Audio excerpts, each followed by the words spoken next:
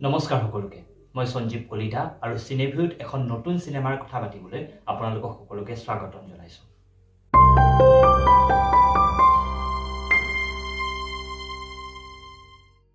এই চেনেলত পুৰণি সিনেমাসমূহৰ লগতে আমি নতুন সিনেমাসমূহৰ কথাও পাতিম হে আজিৰে আলোচনাত এই শুক্ৰবাৰে অসমৰ ছবিঘৰত মুক্তি পোৱা অচিন্ত শংকৰ পৰিচালিত অভিমন্যু তহঁতে যে অবৈধ বেহুখনৰ মাজলৈ সোমাই গৈ আছ ওলাই আহিব নোৱাৰা হয় যদি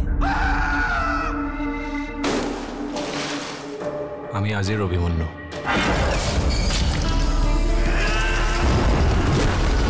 কোভিডৰ সময়ত স্থিত এক কাহিনীৰে এই ছবিখনে তেতিয়াৰ সময়ৰ গ্ৰীফ নষ্টালজিয়া আৰু ওচৰে পাজৰে হোৱা হাহাকাৰ আৰু সিস্টেমৰ এক নিদাৰুণ ছবি দাঙি ধৰে জ্যোৎস্না আৰু প্ৰভাতৰ প্ৰেমৰ সম্পৰ্কৰ পৰা আৰম্ভ হৈ কোভিড আৰু লকডাউনৰ সময়ত ঘটা বহুখিনি ঘটনাক সামৰি কাহিনীটি আগবাঢ়ি যায় সিনেমাখনৰ আৰম্ভণিখিনি বৰ ধুনীয়া কমল লোচন এছ প্ৰভাত আৰু দীপ্লিনা ডেকা এছ জ্যোৎস্না তেওঁলোকক একেলগে এখন সিনেমাত কাষ্ট কৰাটো এটা বৰ ভাল ডিচিশ্যন আছিল বুলি মই ভাবোঁ আপুনি স্ক্ৰীনত তেওঁলোকৰ মাজৰ কেমেষ্ট্ৰিক ফিল কৰিব পাৰিব যাৰ বাবে দুয়োজন এক্টৰ্ছ আৰু ডাইৰেক্টৰক ক্ৰেডিট দিয়াটো জৰুৰী নেম ক্ৰেডিটছৰ লগতে প্ৰভাত আৰু জ্যোৎস্নাৰ কাহিনীটি গানৰ মাধ্যমেৰে আগবাঢ়ে যাৰ বাবে গানটি সিনেমাখনত খুব ধুনীয়াকৈ জাষ্টিফাই কৰা যেন অনুভৱ হয় কমল লোচন দীপ্লিনা ডেকাৰ লগতে দেৱজিৎ মজুমদাৰৰ পাৰফৰ্মেন্স খুব ভাল আৰু তেওঁলোকৰ পাৰফৰ্মেন্সৰ কাৰণেই এই কাহিনীটি বহু পৰ্যায়লৈ বিলিভেবল হয় এইজনেই হে encounter specialist I want that bloody kidnapper now.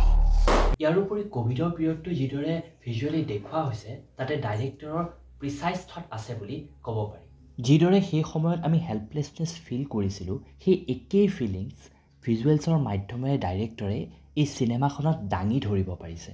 কিন্তু চিনেমাখনৰ কিছু দিশত আৰু অলপ ধ্যান দিয়াৰ প্ৰয়োজন আছে বুলি মই ভাবোঁ বিশেষকৈ কাহিনীটি নন লিনিয়াৰ ৱেত প্ৰেজেণ্ট কৰাৰ ট্ৰিটমেণ্টটি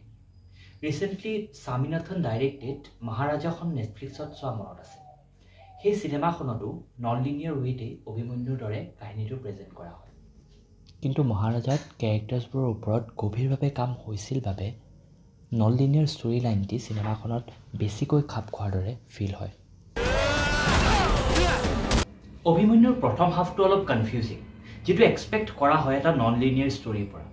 কিন্তু যেতিয়া কিছুমান বস্তু শেষলৈকে ক্লিয়াৰ হৈ নাহে তেতিয়া এটা প্ৰশ্ন আহি পৰে যে এই চিনেমাখন যদি নন লিনিয়াৰ নহ'লেহেঁতেন তেতিয়া বেছি ভাল হ'লহেঁতেন নেকি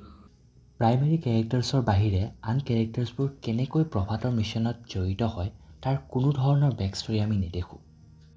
হিৰণ্য ডেকাৰ কেৰেক্টাৰটোও যদি আমি লক্ষ্য কৰোঁ কেনেকৈ তেওঁ প্ৰভাতৰ লগত লগ হ'ল সেয়া চিনেমাখনত একেবাৰে ক্লিয়াৰকৈ নকয় প্ৰথমে ভবা হয় যে বাকীবোৰ কেৰেক্টাৰ্ছৰ কথা হয়তো পিছলৈ দেখুৱাব কাৰণ এইটো নন লিনিয়াৰ ষ্টৰী কিন্তু এই তিনিওটা প্ৰাইমেৰী কেৰেক্টাৰ্ছৰ ওপৰত ছবিখন ইমানেই ডিপেণ্ড কৰে যে বাকীবোৰ কেৰেক্টাৰৰ ওপৰত যে কম কাম হৈছে সেয়া স্পষ্ট কিন্তু সেইবুলি চিনেমাখন চাব নগ'লে আকৌ আপুনি চিনেমাখনৰ বহু কথা মিছ কৰিব চিনেমাখনৰ এপ্ৰ'চটি নতুন আৰু মই ভাবোঁ যে আমাৰ ৰাইজে এনেবোৰ কাহিনী চাব লাগে আৰু তাৰ বিষয়ে আলোচনা কৰিব লাগে চিনেমাখন চাই ভাল পাব বুলি মোৰ বিশ্বাস